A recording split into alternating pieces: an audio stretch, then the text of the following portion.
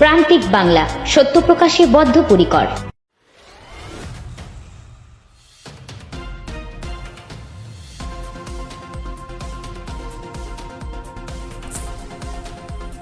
মর্মান্তিক পথ দুর্ঘটনায় গুরুতর আহত হলেন গাড়ির চালক সহ ৬ জন।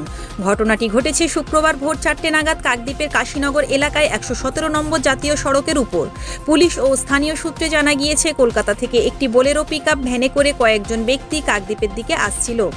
আসার সময় ভোরবেলায় জাতীয় সড়কের পাশে গাড়ি দাঁড় করিয়ে তারা একটি দোকানে চা খাচ্ছিল। সেই সময় কলকাতার দিক থেকে একটি কন্টেনার এসে ওই বোলেরো পিকআপ ভ্যানের পেছনে ধাক্কা মেরে নয়াঞ্জলিতে পড়ে যায়। এই ঘটনায় মোট ৬ জন আহত হয়। তৎক্ষণাৎ স্থানীয় বাসিন্দারা তাদের উদ্ধার করে কাকদ্বীপ মহকুমা হাসপাতালে নিয়ে যান। এই ঘটনার জেরে ১১৭ নম্বর জাতীয় সড়কে বেশ কিছুক্ষণ যান চলাচল ব্যাহত হয়। হারুট পয়েন্ট কোস্টাল থানার পুলিশ ঘটনাস্থলে গিয়ে পরিস্থিতি সামাল দেয়। তবে আহত ব্যক্তিরা সুস্থ রয়েছেন বলে জানা গিয়েছে। কিটা ঘটনা ঘটলো? এইটা কলকাতার দিক থেকে আসছিল, আর কলকাতা এই লরিটা, আচ্ছা, আর কলকাতার দিকে একটা স্করপিও গাড়ি এসেছিল, এসে এইখানে চা দোকানে ঢুকেছিল, চা খাচ্ছিল।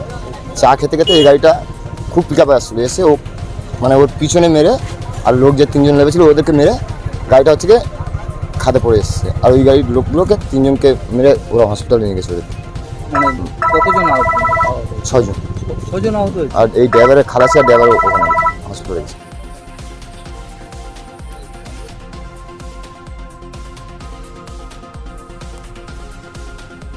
কাকদ্বীপ থেকে রবীন্দ্রনাথ মণ্ডলের রিপোর্ট, প্রান্তিক বাংলা।